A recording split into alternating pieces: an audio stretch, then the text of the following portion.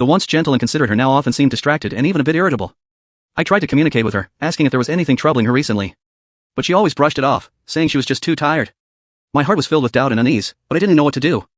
Finally, on a weekend, I mustered the courage to pick up her phone, enter the password, and the screen unlocked. My hands were trembling slightly, and I took a deep breath before opening the call log. A series of unfamiliar numbers caught my eye, with an alarmingly high frequency of calls.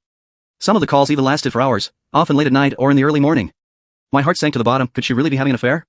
Just as I was about to check the text messages, footsteps came from the kitchen. I hurriedly put down the phone and pretended to be watching TV.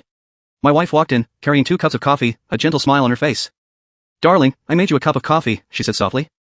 I forced a smile, but inside, my emotions were in turmoil. At that moment, I wished it was all just a bad dream.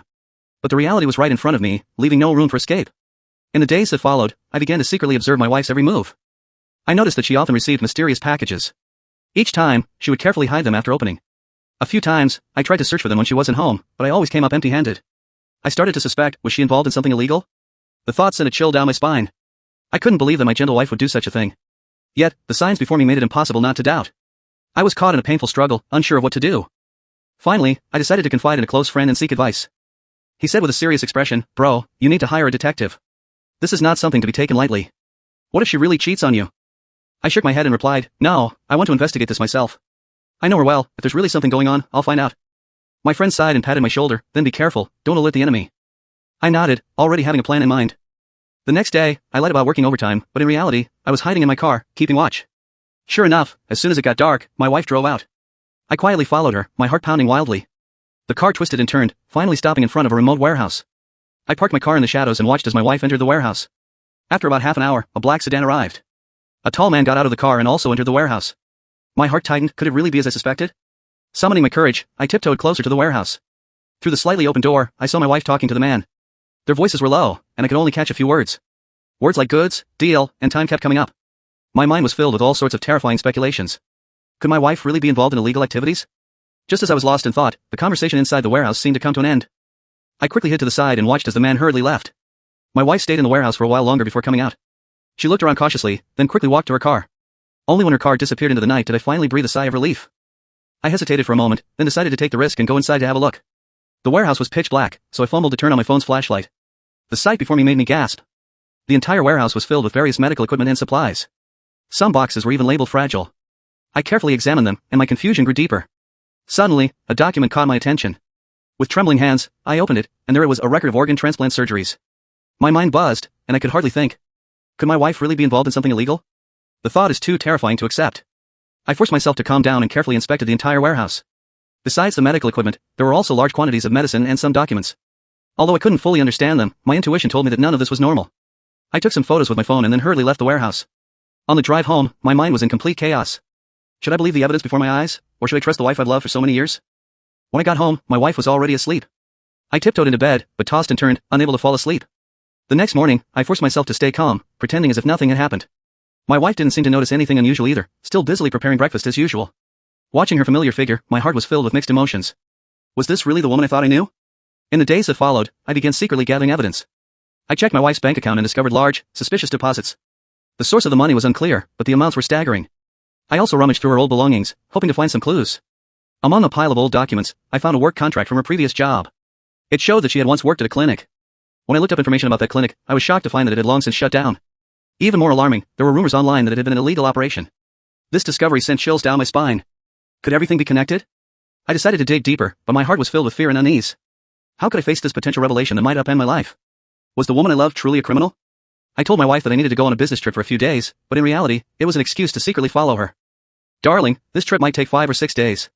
Be careful while I'm away, I said, pretending everything was normal. My wife smiled and nodded. Don't worry, I'll take care of myself.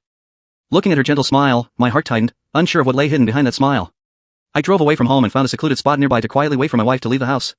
Sure enough, it wasn't long before my wife drove out. I cautiously followed behind, afraid of being discovered. Her car eventually stopped in front of an ordinary office building. I watched her enter the building, hesitating whether to follow her inside. In the end, I decided to wait outside and observe who else might come. Before long, several strangers entered the building one after another. They all looked ordinary, but there was an indescribable sense of strangeness about them. After about an hour, my wife and those people walked out together. They seemed to be engaged in an animated discussion, their faces filled with excitement. I hid in the car, straining to hear what they were saying. Faintly, I caught words like cargo and surgery date. These terms made my heart sink. Could it really be as I had feared? I watched as my wife and those people parted ways, then drove off. I hesitated for a moment, deciding to return home a few hours later. On the way, my mind kept replaying the scene I had just witnessed. Who were those strangers? What were they discussing? Why use a word like cargo? Various terrifying speculations swirled in my mind, making it almost impossible to think clearly. When I got home, I chatted with my wife as if nothing had happened. Did your business trip go well? My wife asked. I forced myself to appear calm. It was okay, just a bit tiring. Then you should rest early. I'll get you a glass of water, my wife said gently. Watching her retreating figure, my heart was filled with conflict and pain. Should I trust this gentle and caring wife before my eyes, or believe what I had seen? The next day, I made an excuse about leaving something at the office and secretly sneaked into my wife's office. I carefully searched through her things, hoping to find some clues. Suddenly, an encrypted file caught my attention. After a few attempts, I finally guessed the password. It was our wedding anniversary. This discovery left me with mixed feelings, both touched and terrified. When I opened the file, my world completely collapsed. This is an inventory, with prices and transaction dates for various organs. My hands trembled as I scrolled down, and suddenly, I saw a familiar name of my own. My name was clearly listed under pending, with kidney and cornea noted beside it. This discovery sent a chill through my body, and I nearly fainted on the spot. Could my wife really be planning to sell my organs? I calmed myself down and carefully reviewed the entire document. It meticulously recorded every transaction, and the amounts were so large that they left me utterly astonished. I used my phone to capture this evidence and then quickly left the office. On my way home, my mind was in complete chaos, unable to think clearly. What should I do? Should I report it to the police? But what evidence do I have? Moreover, if my wife is really involved in such criminal activities, would she already be on guard? I began to worry about my own safety. Every night, I would wake up several times in fear, afraid that my wife might suddenly make a move against me. I started becoming paranoid, suspicious of every action my wife took. You've been so absent-minded lately. What's wrong? My wife asked with concern. I forced a smile. Maybe it's just the stress from work. Do you want to see a doctor? I know a very good one, my wife suggested. Hearing the word doctor, my heart suddenly raced. No need, I'll rest for a few days and be fine, I hurriedly declined. My wife gave me a puzzled look but didn't say anything more. I knew I had to act quickly, or my life might be in danger. I decided to gather more evidence to prepare for reporting to the police. I installed hidden recording devices in several key locations around the house. Every night, I would carefully listen to the recordings. Most of the time, they were just ordinary conversations, but occasionally, I would hear something suspicious. The goods are ready, just waiting for the surgery date, I heard my wife say on the phone one day. This sentence sent chills down my spine. Were they really planning to harm me? I began planning how to protect myself while continuing to collect evidence. I checked all the medicine in the house, fearing it might have been tampered with. I even started considering whether I should run away from home, but I worried it might alert them. Just as I was caught in this dilemma, an even more terrifying truth came to light. I accidentally overheard my wife talking to someone on the phone, and the person on the other end seemed to be a police officer. Don't worry, everything has been arranged. No one will trace it back to you, the voice said. This discovery left me utterly despairing. Even the police couldn't be trusted. What should I do? I thought of an old friend I hadn't contacted in years. He was now an investigative journalist. Summoning my courage, I gave him a call. Old buddy, I've run into some trouble and need your help, I said cautiously. What kind of trouble? It sounds serious, my friend asked with concern. I took a deep breath and briefly explained what I had discovered over the past few days. There was a long silence on the other end of the line, followed by a sigh. This is indeed serious. Do you have any concrete evidence? I told him about the photos I had taken and the conversations I had recorded. All right, send me all the evidence. I'll look into it carefully. But you need to be careful, this kind of thing is dangerous, my friend said. After hanging up, I felt a sense of relief. Finally, someone was willing to believe me. I carefully organized all the evidence and sent it to my friend. After sending the email, I let out a long breath, feeling a glimmer of hope. But I knew the danger wasn't over yet, I needed to remain vigilant. I began planning how to protect myself while continuing to gather more evidence. I anxiously awaited my friend's reply, but a day passed, then two, and still, I received no message. I tried calling him, only to find that his number was no longer reachable. A sense of foreboding washed over me. Could he have also encountered danger? I began to regret involving him, but now, regret was of no use. Just as I was hesitating whether to report him missing to the police, I noticed a suspicious phenomenon. Every day on my way to and from work, I would see the same black car parked not far away. At first, I thought it was a coincidence, but after several days in a row, I couldn't help but become wary. I started changing my routes to and from work, but that car always seemed to appear out of nowhere. My nerves were stretched tighter and tighter, fearing that one day I might suddenly meet with misfortune. This kind of nerve-wracking existence was truly unbearable, and I began to consider whether I should take the initiative. It was at this moment that my wife's attitude suddenly changed. She became unusually concerned about me, asking about my physical condition every day. Darling, you look very tired lately. Are you overworked? She asked gently. I forced a calm demeanor and replied with a smile. Perhaps I haven't been sleeping well recently. Should we go see a doctor? I know a very good one, she suggested again. My heart skipped a beat. Why did that sentence sound so familiar? No need, I'll be fine after resting for a few days, I declined once more. My wife frowned, seemingly dissatisfied with my response. I began to suspect that she might have already noticed my investigation. To dispel her doubts, I decided to take a risky move. The next morning, I pretended to feel unwell and struggled to get out of bed. What's wrong? Where does it hurt? My wife immediately asked with concern. I clutched my stomach and said weakly, my stomach hurts, maybe it's gastritis acting up. My wife quickly said, let's go see a doctor. We can't delay this. I hesitated for a moment but eventually nodded in agreement. We arrived at a private clinic. The doctor was a middle-aged man wearing glasses. When I saw his face clearly, my heart almost stopped. I had seen this face before in the photos from the warehouse. I suppressed my inner panic and let the doctor examine me. It looks like mild gastritis. I'll prescribe some medicine, and you should rest for a few days, the doctor said. I nodded mechanically, my mind already racing with plans on how to escape this place. I need to use the restroom, I said to my wife, then quickly walked out of the consultation room. I didn't go to the restroom, instead, I rushed out of the clinic. Fortunately, I managed to escape. I flagged down a taxi and headed straight to the police station. I had to report the incident immediately, this might be my last chance. However, fate played another cruel joke on me. As soon as I entered the police station, 2 officers stopped me. Sir, you are suspected of defamation. Please come with us, one of the officers said. I was stunned, completely unaware of what was happening. What defamation? I'm here to report crime. I shouted. But the officers ignored me and immediately restrained me. I was taken to a detention room, filled with despair and fear. Is this the end? Has my investigation come to this? Just as I was sinking into despair, a familiar voice reached my ears. Hey, old friend, didn't expect to see you here. I looked up and saw my missing journalist friend. How are you here? I asked in shock. He smiled bitterly and said, same as you've framed. We began exchanging information and soon uncovered something shocking. They're not just breaking the law, they're connected to high-level politics, my friend whispered. I gasped. No wonder even the police couldn't be trusted. We must escape and continue our investigation, my friend said firmly. I nodded and began to plan the prison break with him. After observing for a few days, we finally found a possible breakthrough. During a meal delivery, we took advantage of the guard's inattention and stole his keys. Late at night, we carefully unlocked the cell door and slipped out quietly. Fortunately, the guard in the duty room was dozing off. Holding our breath, we tiptoed past him. Finally, we successfully escaped from the police station and hid in an abandoned factory. The place was overgrown with weeds, and rusted machines were everywhere. We decided to stay here temporarily and continue our investigation. However, fate gave us another unexpected surprise. While exploring the factory, we discovered a hidden basement. Inside the basement was a fully equipped operating room. We searched cautiously and soon found a large amount of evidence. Excitedly, we flipped through these documents, feeling that victory was within reach. However, just then, we heard footsteps. Just at that moment, we heard footsteps. Someone's coming, my friend said nervously. We quickly hid behind a stack of boxes, holding our breath. 2 security guards walked in, looking around. I thought I heard something here just now, one of them said, the other replied, probably just rats. This kind of place is full of them. Our hearts were practically jumping out of our throats, terrified of being discovered. At this critical moment, a sudden commotion erupted. Before we could react, a group of fully armed officers stormed in. Interpol. Nobody move, a loud voice commanded. My journalist friend and I exchanged shocked glances, hardly believing our ears. The armed officers quickly took control of the situation, and the 2 security guards were subdued on the spot. We cautiously stood up from behind the boxes, raising our hands. We are here to investigate. I hurriedly explained. An officer who seemed to be in charge walked over, scrutinizing us. Who are you? Why are you here? He asked sternly. We quickly introduced ourselves, explaining our identities, how we got here, and how we discovered this basement. After listening, the officer nodded and signaled his team to lower their weapons. What evidence have you found? He asked. We immediately handed over the documents we had found. The officer quickly scanned them, his expression turning grave. This evidence is crucial. You've done well, he said. I let out a long sigh, finally feeling a glimmer of hope. The police officer began organizing a thorough search of the factory to look for more clues. My journalist friend and I were subjected to detailed questioning. We told the police everything we knew, including the suspicious activities at the hospital. Several hours later, a large-scale operation was launched. The hospital, clinics, and several private residences were simultaneously raided. A large number of suspects were arrested, including my wife.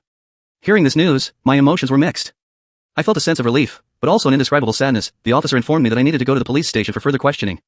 Upon arriving at the station, I was taken into an interrogation room. As I waited, the door suddenly opened. My wife, looking haggard, was brought in by 2 police officers. 5 minutes, the policeman said before leaving the room. An awkward silence filled the space. My wife kept her head down, seemingly unable to meet my eyes. Why? I finally broke the silence, my voice trembling. She looked up, tears welling in her eyes. I had no choice. I am not doing this voluntarily, she choked out. I let out a cold laugh, refusing to believe her lies. They threatened to kill you if I didn't cooperate, she continued to explain. My heart sank. Could it really be true? Please, forgive me. Help me, she pleaded. I stared into her desperate eyes, torn inside. How can I help you? I asked cautiously. Find me a good lawyer. I'll tell him everything I know, she said urgently. I stayed silent for a moment, then slowly nodded. I'll try, I said, though my mind was already plotting something else. A look of relief washed over her face, as if she truly believed me. Just then, the policeman returned and announced that time was up. As my wife was led away, she glanced back at me with a deep, lingering look. I maintained a calm facade, but inside, I was sneering. After the police left, I immediately requested to speak with the officer in charge of the case. I revealed my wife's plea and laid out my plan. I said, I can pretend to help her, but in reality, I'm collecting more evidence for you. Upon hearing this, the police officer's eyes lit up, clearly intrigued by the proposal. This could be very dangerous. Are you sure you want to do this? He asked. I nodded firmly. In the days that followed, I began a dangerous double game. On the surface, I frequently visited my wife and hired a renowned lawyer for her. Secretly, however, I closely observed her every move.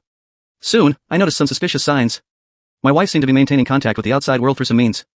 I reported this discovery to the police, who intensified their surveillance.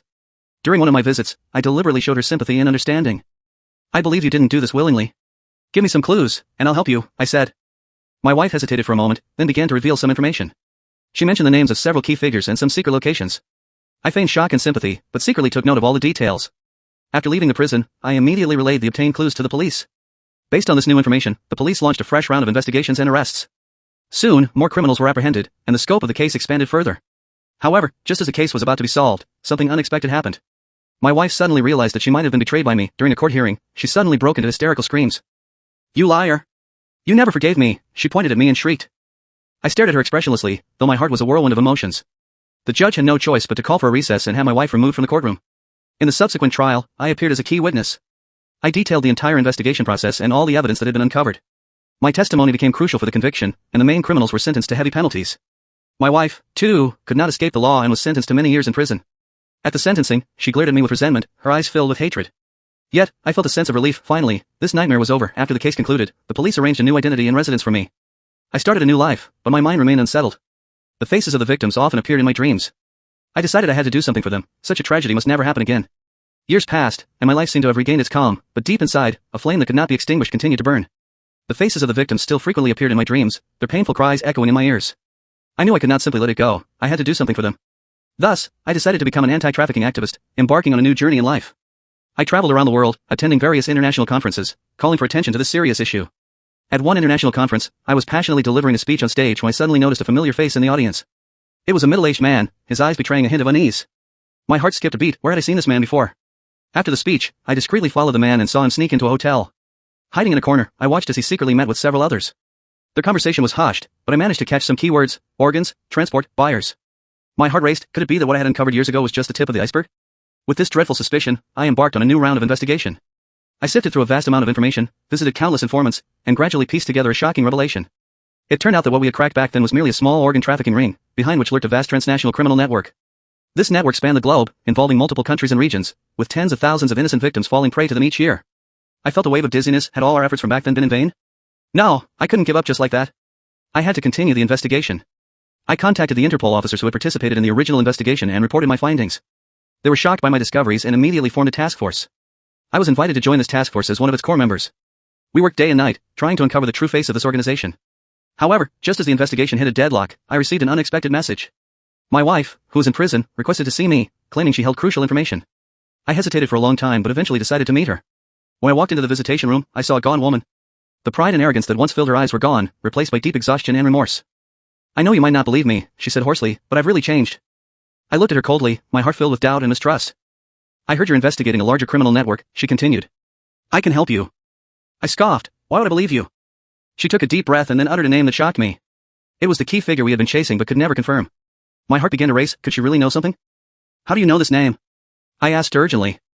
She smiled bitterly. In prison, you hear a lot of things. I began to waver. Maybe she really could help us. If you're willing to trust me, I can tell you more, she pleaded. Let me help you. This is my chance to atone. I remained silent for a long time before finally nodding. And so, my wife and I began a dangerous collaboration. The information she provided was indeed invaluable, helping us make a breakthrough. We gradually peeled back the layers of this criminal network, discovering that it was even more vast and complex than we had imagined. Our cooperation grew more seamless, and the investigation progressed rapidly. We ventured into the lion's den, risking our lives to gather evidence, and finally brought this massive criminal network to justice. The mastermind was apprehended, and countless innocent lives were saved. Our efforts had finally paid off. Due to her contributions, my wife was granted a reduced sentence. Years later, as I watched her walk out of prison, I whispered, we'll each start anew, without disturbing each other. I knew the road ahead wouldn't be easy. We both needed time to heal the wounds of the past.